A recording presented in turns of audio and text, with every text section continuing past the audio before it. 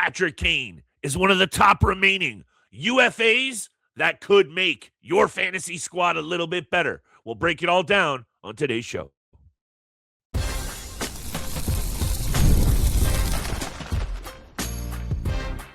You're Locked On Fantasy Hockey, your daily podcast on fantasy hockey. Part of the Locked On Podcast Network, your team every day. The big names might be off the board, but there are a number of intriguing fantasy targets left in the UFA market that we're breaking down on today's show on the Locked On Fantasy Hockey Podcast. You know what it is, Mr. Roden. Cam Talbot, Eeli Tolvanen, Claude Giroux, Patrik Laine, Patrick Kane, and maybe another name or two. This is my take right away before I turn it over to you. Today's show, these are pieces that augment your fantasy team, or perhaps you take a shot on them at the back end of the draft. Over to you, though, because Patrick Kane, the hands are still money, baby. Yes, they are. And there's a lot of interesting names on this list that we want to talk about. And I actually have one that is probably the most intriguing to me as a Wild fan, and him as an unrestricted free agent as of right now. But Patrick Kane still brings the heat when he is on the ice. 57 points in 67 games. He's dealt with injuries over the last couple of years. He's 37 years old. We don't know how much longer he's going to be in the league, so we got to take advantage of when we get to see Showtime Patrick Kane in a uniform. Depending on where he goes, it's going to be very interesting and lovely to watch him continue until he decides to hang up the skates and the gloves and call it a career. But at 37 years old, he's still just under a point per game player. He's never had that type of, playmate, that type of skill where he's getting blocks and hits. He's still getting a ton of shots. He gets a ton of assists right now. The goals have dropped down significantly. So this is a player that I think that is still draftable. He's still serviceable on your team. And like you said, maybe closer towards the back end of the draft. But I think there's a lot of teams that would love to have Patrick Kane as a veteran presence, as a guy who has been there before, who's won Stanley Cups, who knows what needs to be done in crunch time to be a Stanley Cup contending team. So I think you're going to see some top tier teams try to take a crack at Patrick Kane and see if they can add him for on a short-term deal, 1-2 year deal, before he decides to hang it up and call it a career. I think this is the prototypical case for me when I look at how much skill this player still brings to the table and winning pedigree. He's got to be going to a team that could use a little bit of veteran presence. He doesn't need to eat too many minutes. He doesn't need to be a cornerstone piece of an offense because those days are clearly behind him. And I can't help but continue to think, and I know like Ottawa Senators fans might not like this, I could see him going to a team like the Ottawa Senators. I know the Buffalo Sabres make a whole lot more sense in terms of closer to winning, closer to home, and all of that. But either way, he goes to a playoff-ready team, Steele, one where he doesn't have to be relied on. This is a guy that I'm telling you, we say this a lot in the fantasy game. If he does that and you got him on your team to start the year, you're almost locked in as a guy or gal out there who's probably in the mix for a top spot if you have another good basis for your team. Because Patty Kane is still bringing 50 to 60 points all day long. And think about if he gets paired with a really elite shooter. You just mentioned his capability for creating plays and passing the puck. He goes to a trigger man in Tage Thompson in Buffalo. I like this number to hover around 50, 60, 65 points all day long. And that in there lies a lot of fantasy value. So I think what the intriguing thing with Patrick Kane is he might go right down to the start of the season, Steele, to pick out where he goes. So he might actually not even have a team by the time some drafts start going. I don't know about anyone else on this list without knowing where they go that I'd still want them. Patty Kane is the only one. I say wherever he goes, I like his fantasy value to stay right in there at that range of 50 to 60 points. Yeah, he's definitely the highest on the list, but I think a close second is a guy in Anthony Mantha, and honestly, a close third is Vladimir Tarasenko. And I think you can find some fantasy value with those two guys. And I think that's where I want to take it is with Vladimir Tarasenko. As I said, it was one of the most intriguing UFAs on this list that we don't have him here on today's show, but it's just one that I wanted to talk about real quickly before we get to the other players. I thought he was great last year in the bottom six role, sometimes getting into the top six, depending on on if players were getting injured. I know Joel Eriksson Ek was injured, so he got some time in the top 6. But Vladimir Tarasenko at 34 years old, he's lost a step. He's not as quick as he once was, but he's back to being a 20-goal scorer. He's been relatively healthy the last 2 seasons as well, when he spent some time with Detroit and the Minnesota Wild this past year. And I'm hearing and seeing some rumblings that maybe the Edmonton Oilers take a shot on Vladimir Tarasenko, and maybe he gets into the top 6 forward group playing alongside of Connor McDavid or Leon Draisaitl. So I think that's an interesting name to keep an eye on for, especially if he does go to Edmonton. I think that boosts his fantasy value tremendously, just playing in that top 6 forward group with those guys. And even if he's in the bottom 6, I think he's going to be a difference maker. And once again, a veteran presence, a guy who's been to the Stanley Cup Finals. He's won a Stanley Cup. He's been there a numerous amount of times now. Yes. This past year, even though he's not as quick and not as fast as he once was, the stick handling ability is right where it's always been, and one of the best in the league. He's still showcasing that silky smooth stick handling, in tight, scoring goals around the blue paint. Quick off the draw when he does get the puck, towards the end boards and whatnot. I still think he's got a ton of skill, a ton of gas left in the tank. And if he goes to Edmonton, which is what I'm seeing right now, I think it boosts his fantasy value tremendously.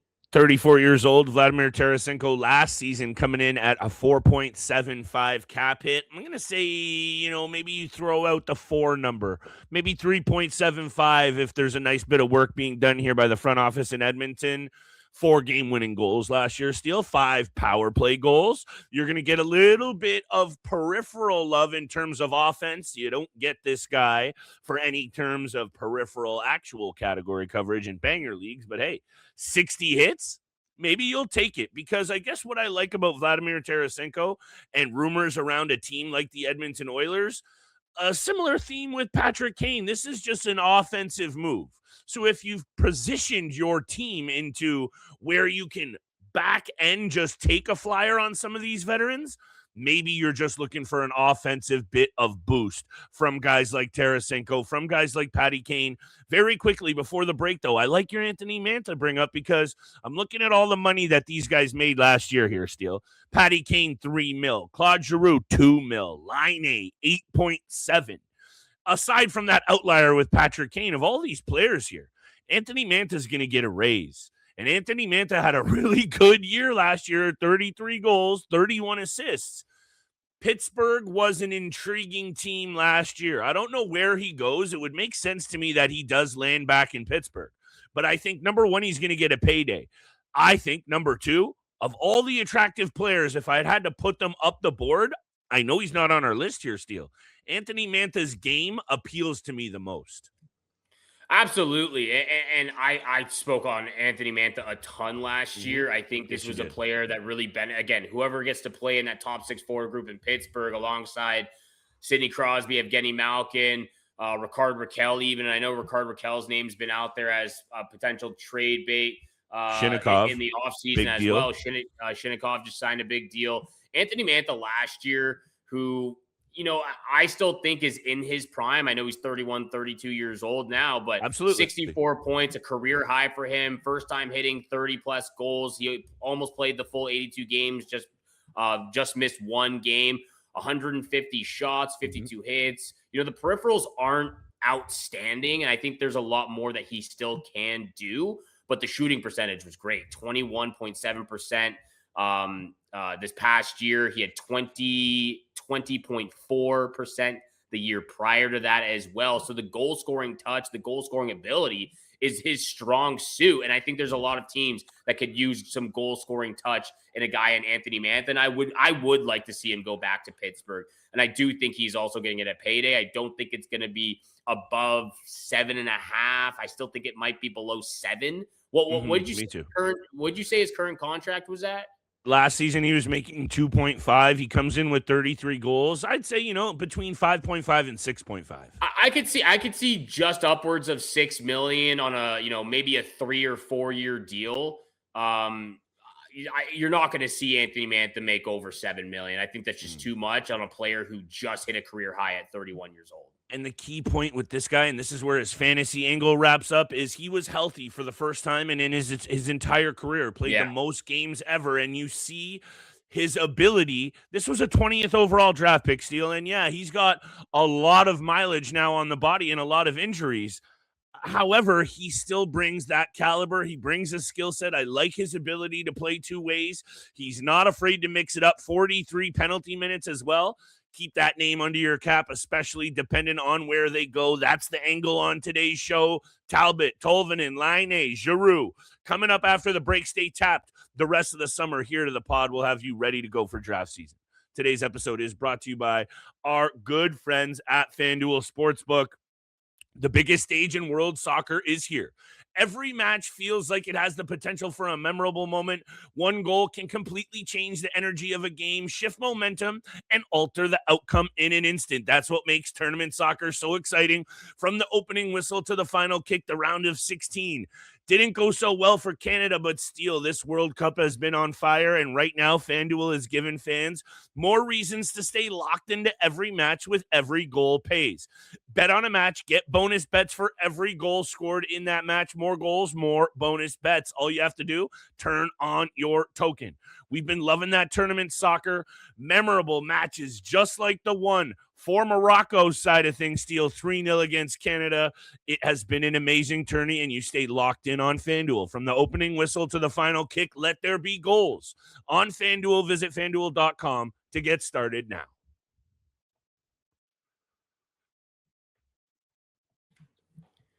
Once again, thank you so much for making the Locked On Fantasy Hockey Pod your first listen every single day. Continue to smash that subscribe button, the follow button. Leave a 5-star review for your boys here, Flip Livingstone and Steele Road. And we're talking about unrestricted free agents, the top ones remaining going into the summer season now after the crazy free agent frenzy that just transpired over the last week. And again, we're still keeping our eyes peeled on this Leo Carlsson situation. Also, I believe we're still waiting to hear some word on the Barrett Hayton offer sheet as well from the New Jersey Devils. I believe the Mammoth have maybe 2 days left to make their decision.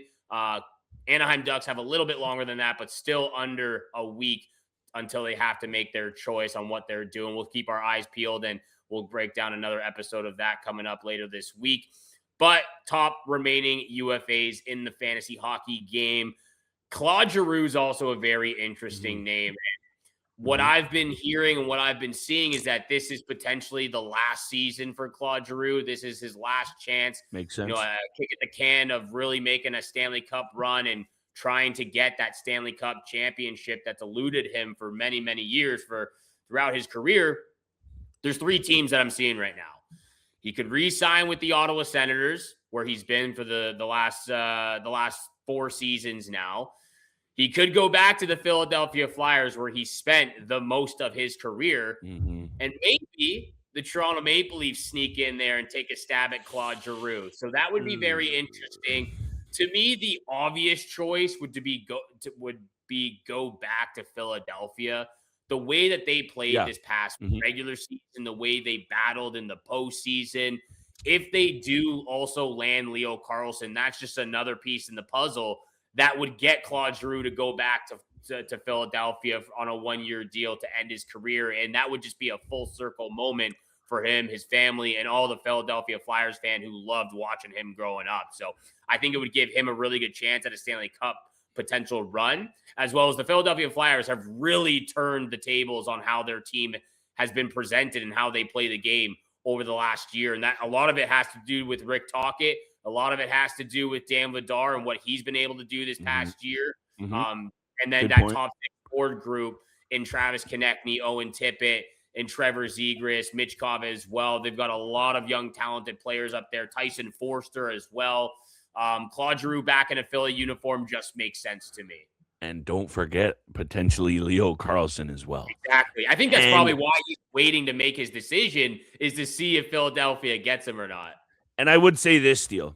I think this is a case for me when I look at this player that, and when you have 1,100 plus points in 1,300 and change games, and in the postseason, I know last year in 4 games he was pointless for the Ottawa Senators. The Sens were trash. In his career before that, Steele, in 101 postseason games, 87 points. What I'm trying to paint the picture is he's been basically producing for his entire career. The drop-off has been real, but Oh, this yeah. is the point I'm trying to make.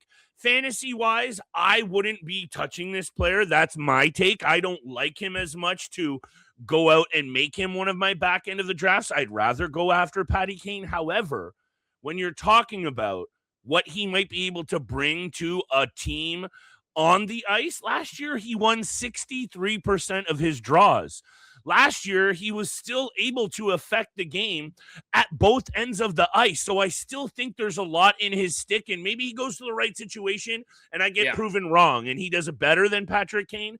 I guess I just see more upside when I see 79 points, 64 points, down to 50, down to 49.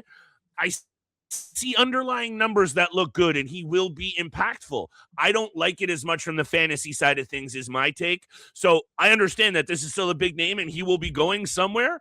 Me personally, I'm going to pass, and maybe I'm proven wrong. It's not even just the point production. It's the time on ice. It went from playing 20 minutes in his second season in Ottawa down to 18, down to 16 this past year. I will say he's been durable. He's only missed, I believe. Great point. He's only missed one game in the last 4 seasons. So at least he's healthy and he's in the lineup and he's still doing something on a nightly basis. But the overall numbers, the stats that we're looking at right now on the screen, the shots have gone down tremendously. Just 4 seasons ago, he had 200 plus, down to 183, down to 138. Like I mentioned, the time on ice is down. The point production is down. So it's definitely a little bit risky.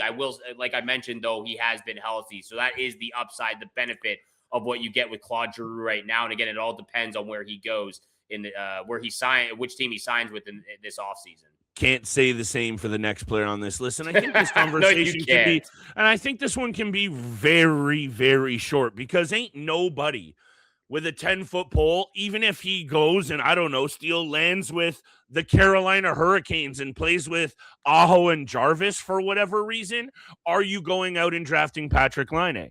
However, he's a big name. Someone's going to take a shot on him, and he is the player that we've been kind of alluding to this as well. Don't forget about him come waiver wire week 1, because that's when a guy like Laine, who last year made 8.7, this year he's getting what, Steele? A deal for 1.8, maybe 2, like tops, to come in on a 1-year deal. This is just a name that is kind of intriguing to talk about. 5 games last year, he had an assist. It's just kind of a news update, and we can move along here until he actually lands somewhere. Look, this one actually hurts. This one hurts to talk about, because I want nothing but the best for Patrik Laine. And this was a guy that was supposed to, go head to head, back and forth with Austin Matthews as that 1-2 combo from that 2016 draft. And at the very beginning, the first 3-4 seasons, he was dominating. And honestly, his first couple of years in Columbus, even though he wasn't healthy, he was still a point per game player. But it's just the health risk, the concerns, the fatigue that has gone on with him over the last 4 or 5 seasons now is what causes everyone to be like, yeah, you got to stay away from this player. There's no way I'm getting close to a chance or taking a shot on this guy on my fantasy hockey team. And that's why, even it's a little bit risky off the waiver wire, because the first shift, he could go down with injury. And a lot of them have been very fluky with this guy. And that's the sad thing, is because he's only 27 years old.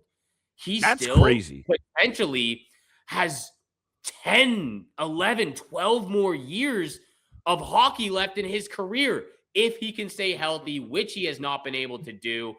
I want nothing but the best for him. And I do agree with you. I think you see probably a 1-year deal, 1.5, 2 million. And if he can somehow just stay healthy, get upwards of maybe 50 to 60 points, that gives him, again, another shot at a contract the following year to, capitalize on a potential payday. But when we come back after the break, we can talk on him a little bit more. We'll talk on the sole goaltender as well, Cam Talbot.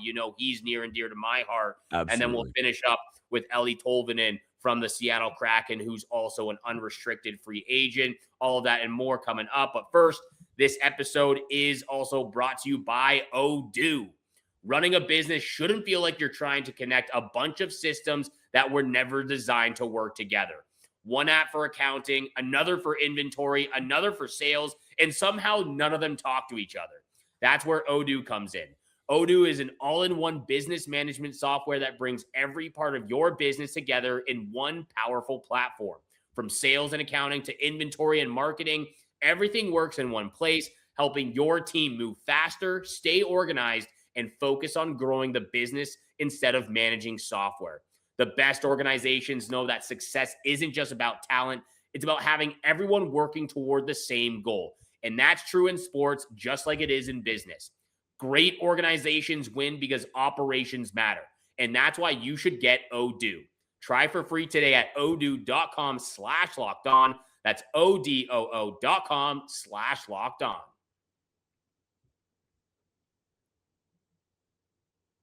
And once again, thank you so much for making the Locked On Fantasy Hockey Pod your first listen every single day. Hammer that subscribe button, the follow button, leave a 5-star review for your Boise or Flip Livingstone and Steel Roden here on the Locked On Fantasy Hockey Podcast. Once again, help us get to 3,000 subscribers. We're under 400 away from hitting our goal there. We want to get there by the start of the fantasy hockey season. So we're a couple months away, and it's all thanks to you, our listeners out there tuning in. So take the 1 second, hit the button. It really does help the channel grow and helps the fantasy hockey community out as well. Much love.